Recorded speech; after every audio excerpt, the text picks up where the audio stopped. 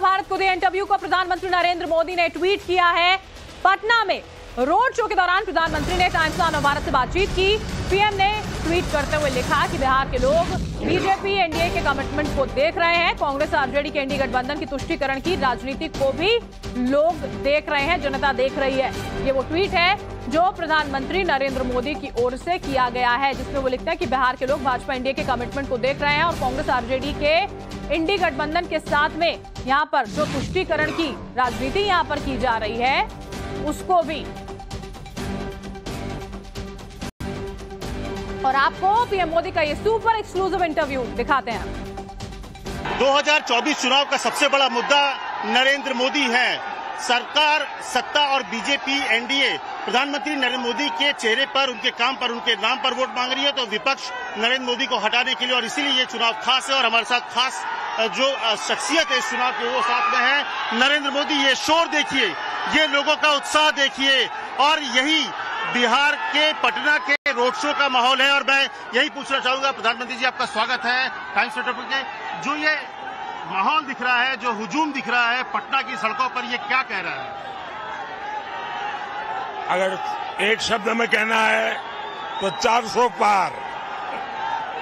साफ साफ पूरा देश भारतीय जनता पार्टी को, एनडीए को अभूतपूर्व विजय और सारे रिकॉर्ड ब्रेक करने वाला विजय इस चुनाव में निश्चित है। लेकिन अगर कहें तो लालू यादव, एक तरह से आरोप विपक्ष आप पर लगाता है कि आरक्षण खत्म करेंगे 400 सीटें लाने के बाद, लेकिन वही वो मुस्लिम आरक्षण के समर्थन की बात कर रहे हैं, उनको देने की बात कर रहे हैं। उसके दो जवाब है। एक, भारतीय जनता पार्टी के पास, एनडीए के पास 2019 से 2024 हमारे पास करीब करीब 400 सीट थी। एनडीए प्लस हम 400 सीट के साथ 5 साल काम किया है। तो ये 400 के कारण ऐसा होगा, ये तो बिल्कुल ही निराधार है। दूसरा, ये बार बार इसलिए बोलते हैं कि उनके पेट में पाप है, और लालू जी के मुंह से निकल गया है कि वे मुसलमानों को आरक्षण देंगे। इतना ही नहीं, पूरा का पूरा देंगे। मतलब एससी, एसटी, ओबीसी वो आरक्षण भी छीन करके मुसलमानों को देंगे। जहां तक भारत के संविधान का सवाल है, जिस समय भारत का संविधान बना, उस संविधान में संविधान सभा का सुविचारित मत था कि देश में धर्म के आधार पर आरक्षण नहीं होना चाहिए। बाबा साहब अम्बेडकर, पंडित नेहरू भी धर्म के आधार पर आरक्षण के विरोधी थे। ये लोग वोट बैंक की राजनीति करने के लिए धर्म के आधार पर आरक्षण करना चाहते।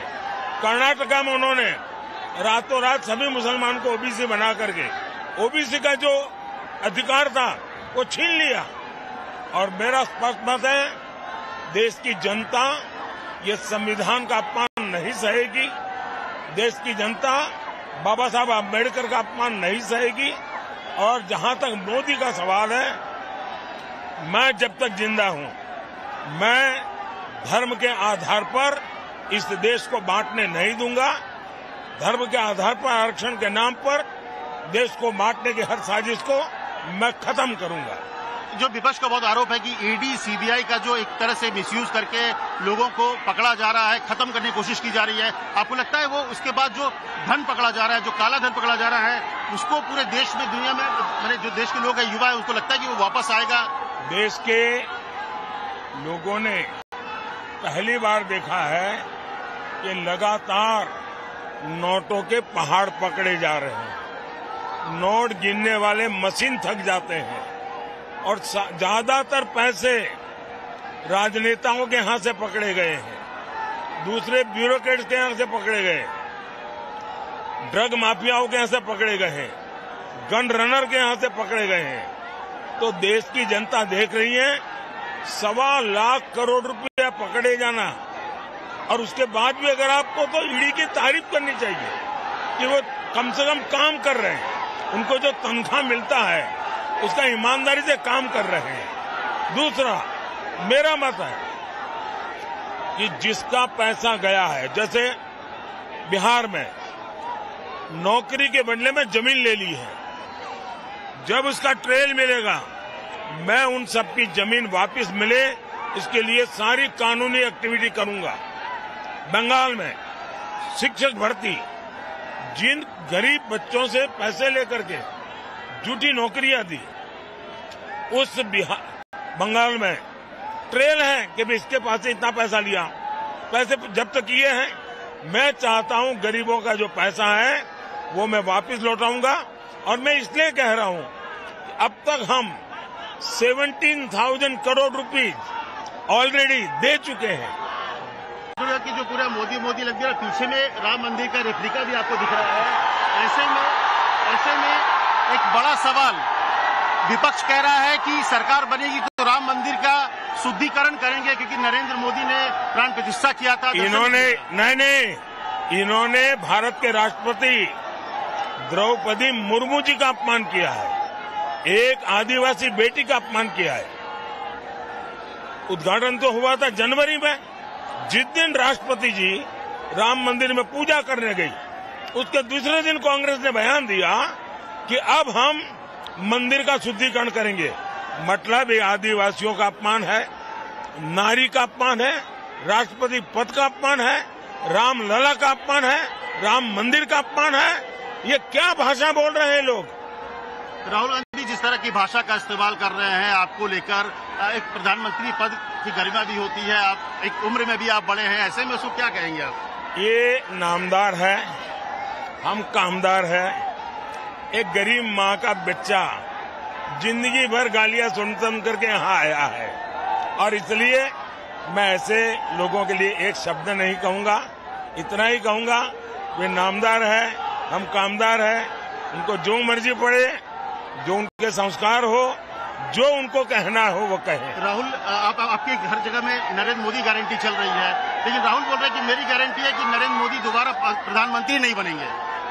कांग्रेस की पूरी कोशिश ये है को मान्य विपक्ष कैसे बने, और कांग्रेस उनके इंडिया अलायंस के साथी ने एक बयान दिया है। उन्होंने कहा छोटी छोटी पार्टियों ने कांग्रेस में मर्ज कर देना चाहिए चुनाव के बाद। क्यों? क्योंकि उनको मालूम है कि अकेली कांग्रेस मान्य विपक्ष नहीं बन पाएगी।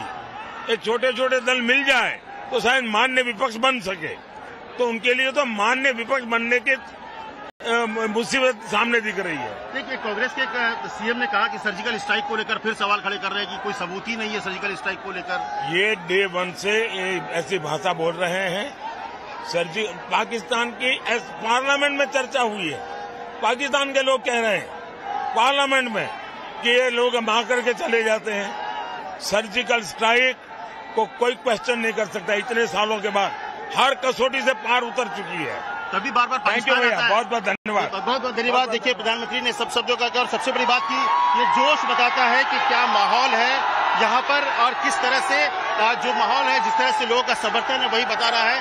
प्रधानमंत्री ने एक शब्दों में कहा कि इसका मतलब साफ है कि एक शब्द माहौल पर कहने के लिए कि अब की बार 400 पार, और प्रधानमंत्री कॉन्फिडेंट है कि जो समर्थन है वो वोटों में भी तब्दील होगा। करण पंकज के साथ अमित कुमार, टाइम्स ऑफ भारत, पटना।